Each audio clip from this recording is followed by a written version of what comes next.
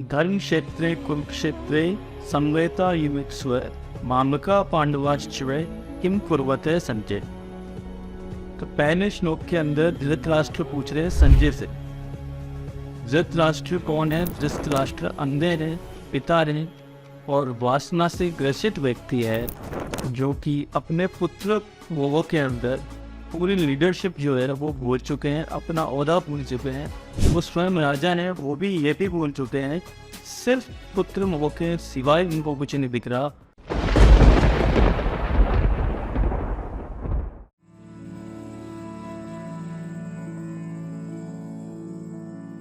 आज हम गीता के बारे में बात करेंगे, कृष्ण के बारे में बात करेंगे और बात करेंगे कि कैसे एक जो कहानी है जिसको माइथोलॉजी कहते हैं, उसके चलते चलते बीच युद्ध क्षेत्र के भीतर जब दोनों सेनाएं आपस में लड़ने वाली थी, तो कैसे एक ऐसा उपदेश दिया गया कृष्ण द्वारा जो इतिहास में सबसे बड़ा उपदेश बन गया, जिसको बाद में गीता कहा गया। और उसी उपदेश को अगर व्यक्ति सुन ले और अपने जीवन में उतार ले, तो उसी उपदेश से वो अपना पूरा जीवन जो है परिवर्तित कर सकता है, आनंदित कर सकता है और परमात्मा के तरफ अपने आप को सरेंडर कर सकता है।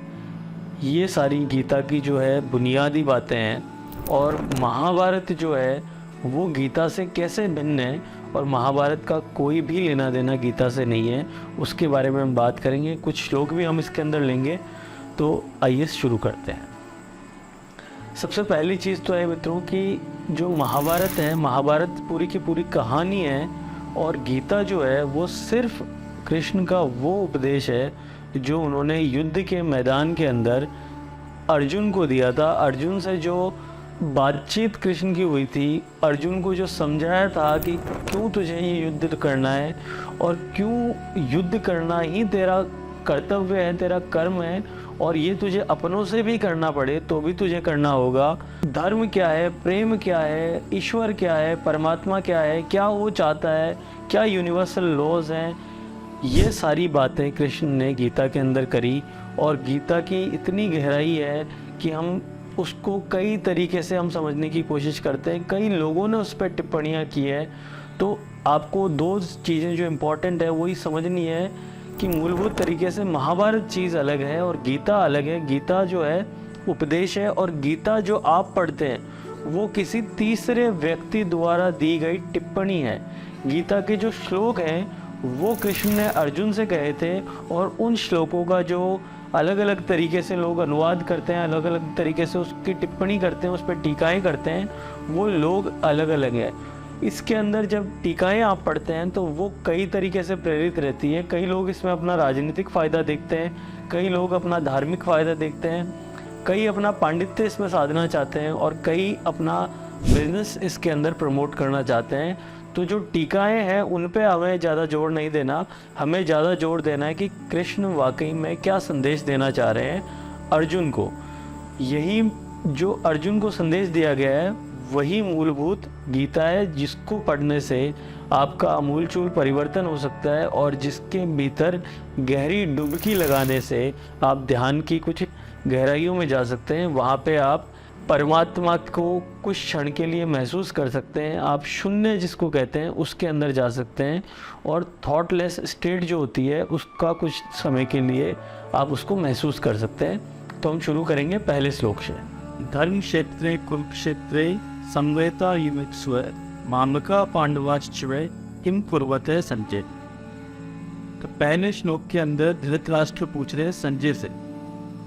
धृतराष्ट्र कौन है? धृतराष्ट्र अंधे है, पिता है और वासना से ग्रसित व्यक्ति है, जो कि अपने पुत्र वो के अंदर पूरी लीडरशिप जो है वो भूल चुके हैं, अपना ओहदा भूल चुके हैं।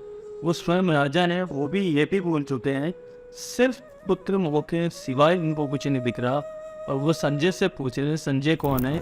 संजय वो है जिनके पास एक अलग शक्ति है, जिस शक्ति से वो देख पा रहे हैं कि वहाँ जो कुरुक्षेत्र में युद्ध में दोनों सेनाएं जो आपस में खड़ी है वहाँ क्या चल रहा है और कैसे चल रहा है। संजय कैसे देख पा रहे हैं, इसके भीतर अगर हम ज़्यादा इसको दार्शनिक तरीके से देखेंगे या फिर आप कहेंगे कि स्पिरिचुअल तरीके से अगर हम इसको बहुत ज़्यादा महत्व देने की कोशिश करेंगे तो उसकी हमें ज़रूरत नहीं है। संजय के पास ये जो कैपेसिटी है दूर तक देखने की, ये कई लोगों ने पाई है, कई लोगों में पाई गई है, और साइंस इतना कैपेबल है जिसने ये प्रूव करा है कि काफ़ी सारे लोग इस जगत में ऐसे हुए हैं जो कि ऐसे ही दूर देख पा रहे हैं। यूएस में 3 से 4 केसेस ऐसे ऑलरेडी आ चुके हैं जो अपने घर बैठे बैठे 10 से 15 किलोमीटर दूरी पे क्या हो रहा है उसकी चित्र उसका बनवा पा रहे हैं, और कई साउंड वो सुन पा रहे हैं काफ़ी दूरी तक।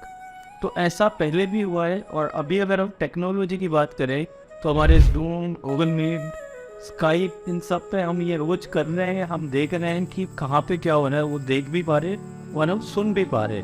तो इसमें अध्यात्म का जो है वो असर काफ़ी कम है, और इसमें एक योग्यता की स्किल की बात है जो कि पहले डेवलप हुआ करती थी। उसके बेसिस पे ही जूम और स्काइप और ये सब कुछ जो टेक्नोलॉजीज आ रही है वो हमें वापस प्रमाण दे रही है कि ऐसा संभव होता है, और वापस दिखा रही है कि ऐसा संभव हो रहा है। तो धृतराष्ट्र संजय से पूछ रहे हैं, संजय यानी वो जो आँख से देख पा रहा है और दिखा पा रहा है, धृतराष्ट्र यानी वो जो आँख से अंदर है और वासना से ग्रसित है। धृतराष्ट्र पूछ रहे हैं संजय से कि वहाँ युद्ध के मैदान में मेरे पुत्रों और पांडवों के बीच में क्या हो रहा है मुझे बताओ। सबसे पहले धर्म क्षेत्र, धर्म का अर्थ होता है दोस्तों वो यात्रा जो आपको अंधकार से प्रकाश की ओर ले जाए, यानी धृतराष्ट्र से संजय की ओर ले जाए।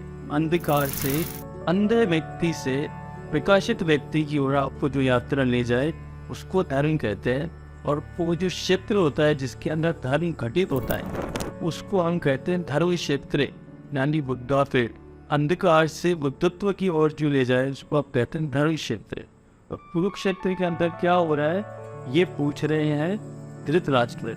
धृतराष्ट्र जो राजा है आज की अगर हम भाषा उसको करें तो मुख्यमंत्री है, यानी प्रधानमंत्री जो आज की समय देश में होता है वो है, और अंदर है पुत्र मोह में कोई भी किसी भी तरीके का वो डिसीजन, डिसाइसिव एक्शन नहीं ले पा रहे, और अपनी ऑर्गेनाइजेशन को, अपने देश को पूरी तरह अंधकार की तरफ धकेल रहे हैं। तो ये सीखने को हमें मिलता है गीता के पहले श्लोक से कि अंधकार से प्रकाश की ओर कैसे जाएं, ये गीता हमें सिखाती है। गीता एक ग्रंथ के साथ साथ में आपके जीवन में प्रकाश डालती है और आपको ये बताती है कि कैसे जीवन को जीना चाहिए, किस तरीके से अगर आप जीवन को जिएंगे तो आप जीवन का उच्चतम आनंद जो है वो ले सकते हैं और जीवन को एक आनंद बना सकते हैं बजाय दुख के और कठिनाइयों के। जैसे धृतराष्ट्र ने अपना पूरा जीवन दुख में बिताया, पूरे जीवन वो दुखी रहे, ऐसे ही अंधकार जो जिस व्यक्ति के जीवन में प्रकाश नहीं है, जिस व्यक्ति के जीवन में धर्म का कोई बीज नहीं है,